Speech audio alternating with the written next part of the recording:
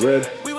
I added those infamous Morimoto taillights that are also now painted red, just to see if I like a uniform color in the rear, because the paint wasn't applied the exact same way, and 2, because the gloss wasn't applied the exact same way, and probably 3, the color wasn't exactly the same color, because again, this was a test. You can kind of already see that there's a material and color difference. So I'm probably not gonna rock this for a long time, maybe a week or 2. I wanna drive it around a little bit after I finish getting it registered here in Texas and just see how I feel. I wanna do a night shot, a night photo shoot, get some bangers. I keep laughing because I know the vitriol, I know how polarizing these lights are, but I'm having fun with this car. So honestly, now that I got the hood open, I was just looking in the engine, checking things out. You see that line where it says cold? There's supposed to be some orange fluid kind of dangling at that same line, so I am probably dangerously low on coolant. Look, it is very hot in Austin, Texas, even in the garage in the shade. This is just gonna be a running theme because I'm doing car stuff in like 98-degree heat. Real quick, I'm just gonna, oh, there's still a good amount of coolant in there. It's low. Hey, I know you like my style. I know you see that right there. Hold on, let me see if I can put it in focus. Did that myself. Paint matched. I'm trying to paint match everything. You know what I mean? It's a small touch, but I love it. The only way to learn is to learn, right? What I mean is, I don't have anybody with me helping me through all this stuff. I'm taking the leap. I'm old enough and confident enough and wise enough to go slow, read directions, and make sure I do my best to not drop bolts and screws down in there, or at least try as hard as I can to not do that. So yeah, we just do this, you know, and I encourage anybody else who's out there who's got a car, who's thinking about getting into the project car. You're gonna spend so much money always going to dealerships or always going to places to get stuff done for you. And admittedly, maybe you don't have the time, maybe you have something very big that you don't wanna like risk. Like for example, if I mess up the supercharger at any one of those steps, I'll have no idea how to fix or recover, but I'm still gonna go for it because I'm excited about the journey to learn to become a better automotive mechanic, even if it's YouTube tutorials, even if it's just picking up little tips here and there from people who know better. I'm just gonna keep doing this. And I swear, I'm so sorry if like this presentation for a YouTube presenter is just awkward. I admit this is not ideal, but it is. The Austin heat is no joke. And it's not even the hot part yet. It's like, my skin temperature index tells me it's about 97. Because you're probably in your cool house watching these videos. Before you judge, I want you to go do something even casual in 98, 99-degree weather and see how long it takes for you to become a puddle. Said it was about half full. It's about, oh, you probably can't see. I'll try to do it in a way that you can see. There we go.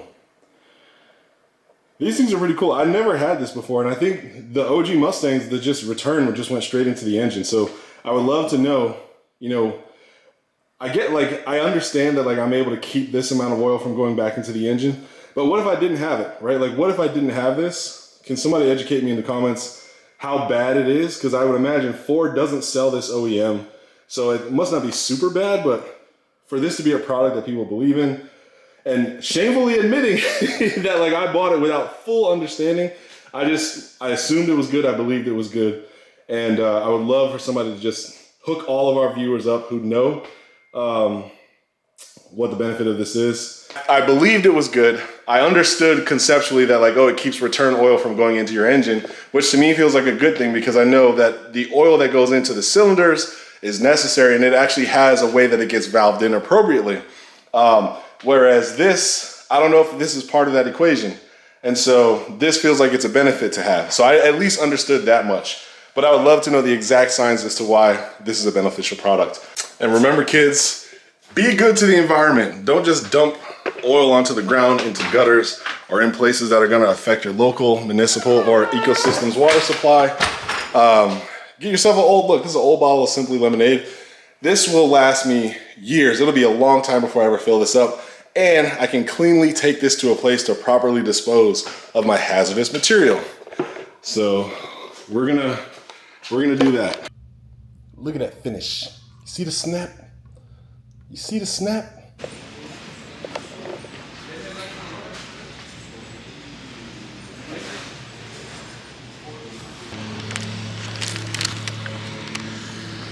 In the studio lighting, it should be a little easier to see. Look how dangerous that was. Say in the comments when it's full, don't mess me up. I love that sound. There we go. I'm just gonna give it a little blessing. Now, one thing I will say, hopefully you guys already know this, but be very careful about what coolant mixture you put in your car. There's green, there's blue, there's orange, probably even yellow, all the Skittles colors of coolants or whatever. Just make sure that you're putting in the kind that your car needs. So to do this spark plug change, gotta pull off the strut brace, strut tower bar, gotta pull off the manifold cover, and I also have to pull off my custom hand painted, or my custom painted engine covers, engine coil covers, I believe that's what those are called. And then I'll probably yank this guy too. I don't think I need to, but I just want to get the right amount of clearance. Damn. Plugs in the way back are probably going to be difficult now that I see, because I've got big hands and that K-bar is in the way. But wish me luck. Here we go. So we start over here in the parts department. One thing I have is a spark plug gapper tool, and then also the one that I ordered. Oh shit, don't do that. I've already kind of pre-selected the two that I need, but basically my gapper tool came with this little gap measuring device, and it's good for people who know math, because basically I'm gonna be running a 0.05 since I'm still naturally aspirated. I'm not yet supercharged, so I'm not gonna go down to a 0.3. But luckily with spark plug gapping, I believe they're malleable enough that I can start with a bigger number and then I can always go down to the smaller number. So I'm gonna gap for 0.35 plus 0.035 plus 0.015. And that gives me the 0.5 that I'm looking for. And then when I get the supercharger installed, I'll pull the plugs out, put them back in this torture rack, squeeze them down just that much more, and then they should be good to go. We're gonna settle this once and for all, because it is preposterous how fast the perspiration comes. So I'm actually gonna go get a thermometer and I'm gonna measure the car temp and my face temp. Let's see what we get.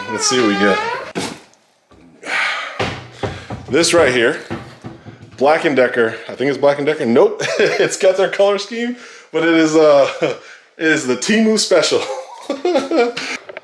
All right, so flip the camera, turn this on. Okay, 90 degrees, the ground, 89.1.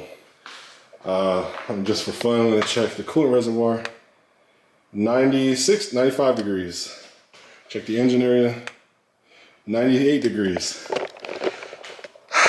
And now I need to do it this way. For me, I can't read that, it's backwards. 96 degrees. I am in 96 degree heat doing all this. So there you go. So one more, just for fun actually, I'm gonna check the ceiling. 99, see, okay, so I'm tall. So there you go, look. 99 degrees at the ceiling level. Let's just check about where my head height is. 95, okay, so like 96, wow. Literally a 4-degree difference just in 2 feet. Jesus. I don't wanna sound like I'm oversensitive. Look, I know I'm sweating and I'm still recording and I'm still gonna put out this footage. Maybe I am a little sensitive to it. It's just that, like, I know you're probably gonna watch 3, 4, 5 other YouTube creators today and they're gonna be like prim and proper and like camera perfect. But this is real, and this is the authentic version of what I'm doing. I'm in the heat, I'm doing the swaps, and I'm sweating my ass off, but we're gonna make do. You know what? Fuck it, here, let's do this. This is why I'm happy to still have this garage, but this garage is reminding me that I don't have a pro garage, I don't have an industrial spot, and maybe if this channel actually grows and does what I'm hoping it does, if I stay consistent and make the content, I can actually get a spot, like a 2-bay industrial spot, just to put 2 cars and work on my cars and hopefully central air. So this is the video where I'm speaking that into fruition. Let's go before I have heat stroke. Let's play a game called Guess the Bolt. I'm gonna say I need to get a 12 12 millimeter to pull off the strut tower brace. I'll make it real easy for you guys. I was way off. It is not a 12, but it's also bigger than the biggest socket that I have in my set. This is my first car toolbox. It's full of a bunch of stuff. And funny enough, I bought it the first time I changed my Corvette spark plugs. So, lucky for me, I had this guy in there and it already had the right size. So I'm in luck. And it ended up being, let's see if we can do this. Where are we? A 5/8. Okay, so a 5/8 inch bolt. This is a little less than ideal. I don't normally like to do a hard, but since that is the deal.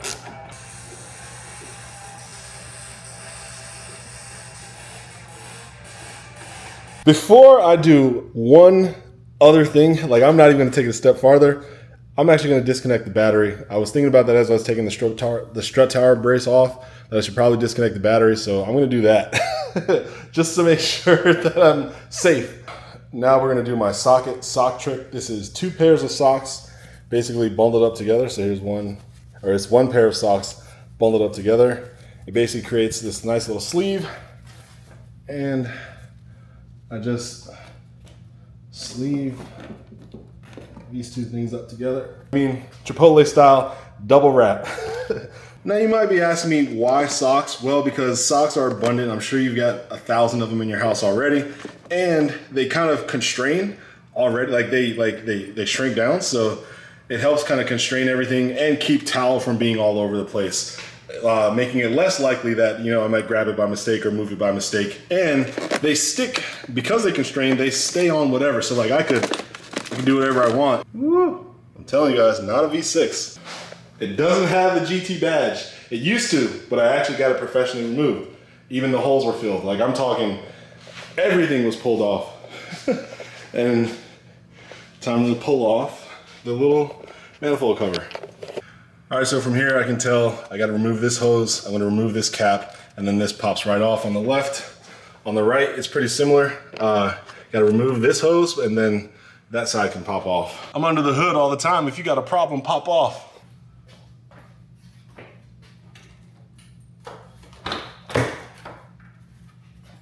I replaced the plug and the cap immediately after I pulled off the engine cover because you don't want any contaminants going in there, and they're not in the way of the spark plugs. Now when I bought these, I don't recall checking if they were pre-gapped.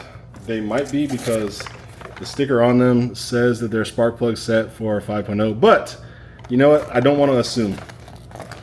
So let's see what we got. Look at that. Beautiful set. So these spark plugs are pre-gapped for 035, which would be perfect for supercharging applications. So I'm gonna try to like ungap them a little bit and then regap them. For the sake, this is, here I'll put it over there for better contrast. Old gap right here on the left, new gap on the right, so I need to just widen it just a tiny bit. So I took my spark plug gap tool, basically, real simple. So you take your spark plug, you drop it in the gapper, make sure that it's all the way down. You take, so I'm on 0.5 setting, again, just to make sure, 0.035, 0.015, sandwich them together, compress it tight, spark plug down. You want to slide it in right there. Well, I've already gapped mine, but basically, and then you screw the vise and you mash down there, pull that out. All right, so even though I'm in a garage and mostly protected, I do want to mitigate as much risk as possible. So instead of pulling out all the plugs and then leaving this whole side of the engine, so like if I pull this out, give me 1 second. Right, so like I could pull out all 4 plugs, but I'm not going to do that. I'm going to work on one at a time just to minimize the amount of time that these will be exposed while I work on one, while I work on the second, the third, and the fourth. Just in case, because like it's kind of dirty under my engine a little bit. You know, like I said, it was sitting out for a little while. I just want to work on one, close it, work on the next one, close it, work on the next one, close it, etc., etc.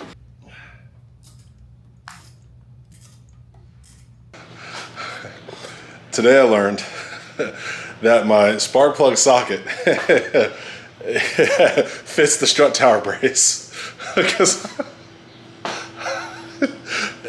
like I said, I got no one helping me here. I'm figuring this out as I go, and I'm doing it all myself. So yeah, play as fuck up. This was not meant to do what I was using it for. Well, technically it worked, and let's keep going.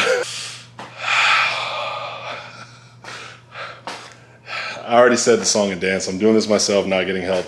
I realized I made a mistake. It was a very slight oversight. So let me just show you really quick. The new coil packs that I was really excited about don't seem to fit the harness. And so then I come to my order on American Muscle. They're like, yeah, this fits your vehicle. And I was like, great. So I ordered it. And when I came back to look, I see this key detail. It fits the 2011 through February 23rd, 2016 Mustang GT. And I checked my door. Well, at least you can learn something. In case any of you guys have to deal with something like this, if you check your door, was manufactured for March 16th. A very tiny oversight. I'm upset, but like I can't be super upset with American Muscle because obviously I just saw that it fits your vehicle, so I had confidence that this was the one, and I missed that small detail that said up to this day in production. I'm gonna do the rest of these spark plugs. I'm not gonna make you sit through the tutorial. I'll do the other 3 on this side, the 4 on that side. We'll turn it on, and I'm gonna do see if I pull any engine codes, but hopefully it's all good. I should have, like, if there was an engine rattle or if there's like severe misfiring, like I would hear it. So I do think it is just electronic based because every time I'm driving and riding the car, there's no rough idles. There is nothing that makes me like actually notice like a very significant misfire. It's like, I don't know, out of 5,000 revolutions in a minute, maybe it misses 1. And so that would be so hard to discern as a human being. So I may have found an issue. As I came over here to undo this clasp, it was like, let me try to recreate it. It was in, but it wasn't like all the way in. And I didn't even have to,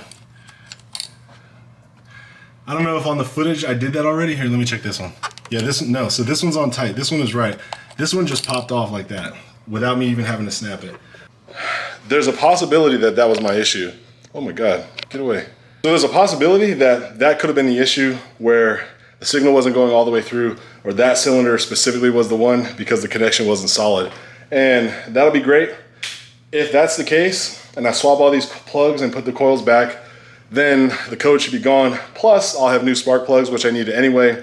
I'm still gonna get the new coils, like I said. So this isn't necessarily wasted, and it's a great education for me. I didn't get a lot of engine work. I didn't get any tune-ups or anything. So however that happened, back to AutoZone. I gotta see if I can get a spark plug wrench with a gooseneck that is about half the profile of the one that I have.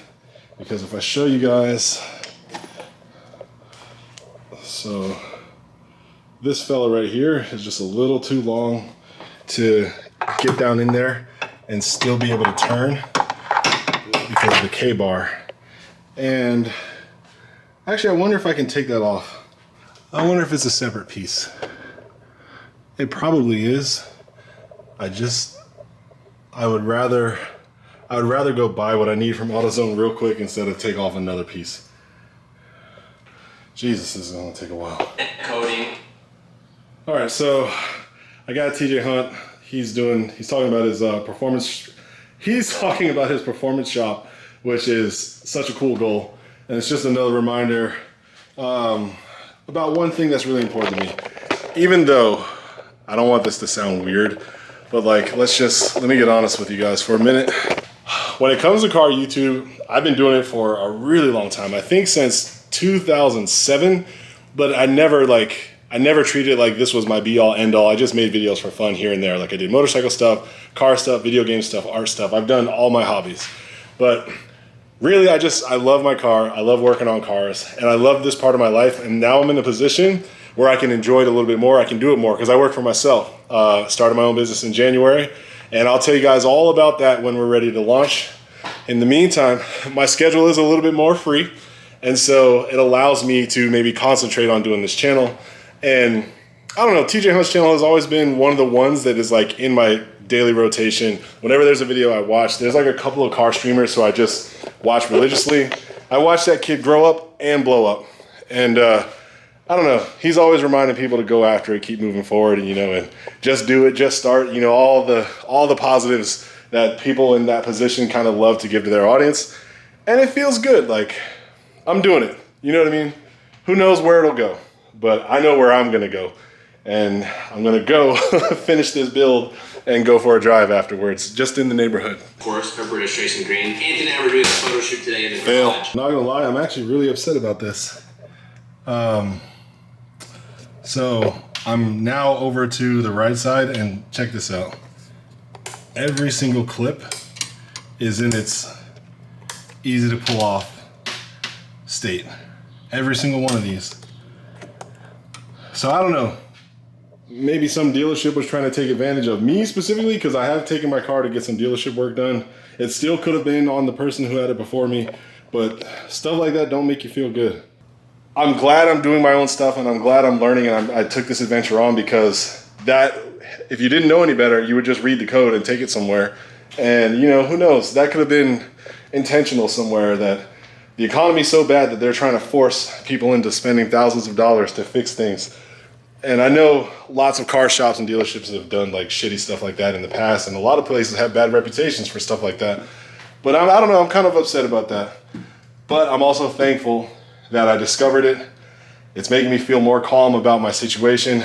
Still happy to repair all the stuff and update it with my plugs, at least to have brand new plugs, perfectly gapped. No issues on the plugs, soon to be no issues on the coils, and my engine in much better shape, ready to receive that extra 400 horsepower.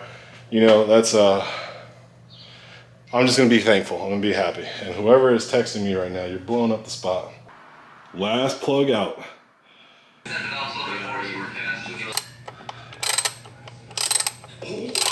We are putting in that work.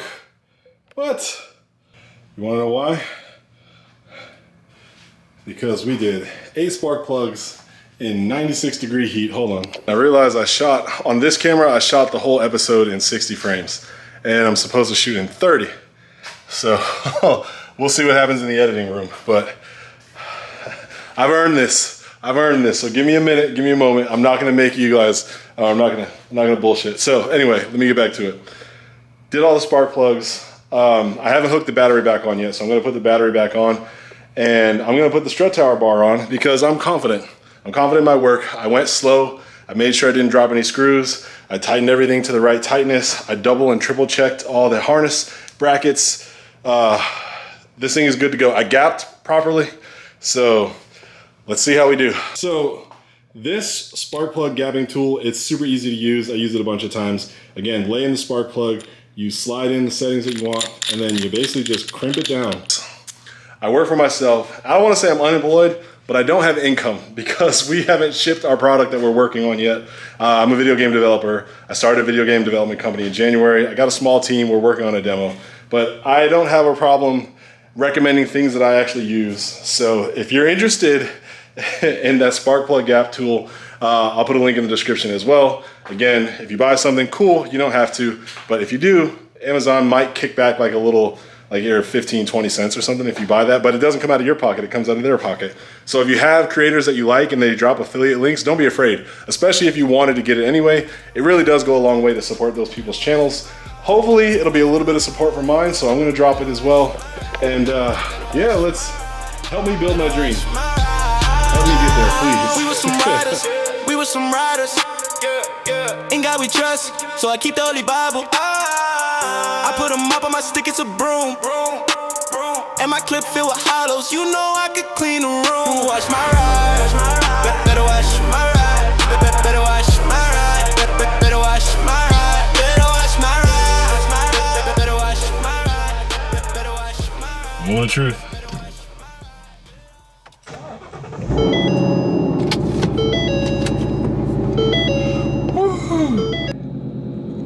You know what I don't see is a check engine light.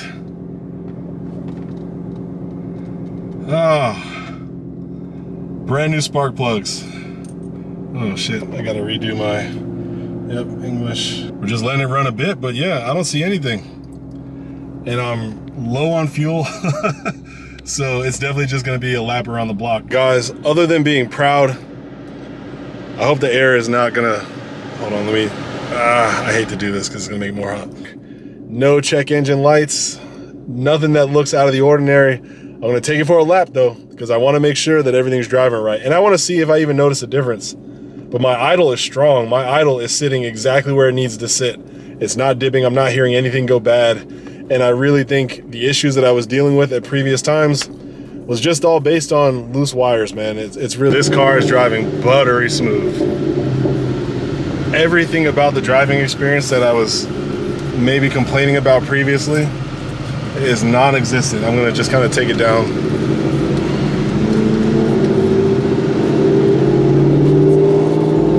This is insane. Still no check engine light. My idle is holding strong. My revolutions are holding strong. I'm really upset that I was driving it this long and I didn't know that those wires were like that. And you know what, that's my own fault. I didn't look into it. I thought everything was cool. And then now that I'm like, I have a garage and I'm interested in just trying to do everything myself, I'm learning. And I think I can turn the AC off now. Sorry if that audio was pretty bad, but this is a learning experience for me. I'm learning, but I'm so happy. I am so happy right now. In the street, bag of money in the passenger seat. Simcoe's been asking for me on the road from the west to the east. Way up, I might never come down, cause the coast racking up the flight miles. So high, I might never come down, so what, this is my lifestyle.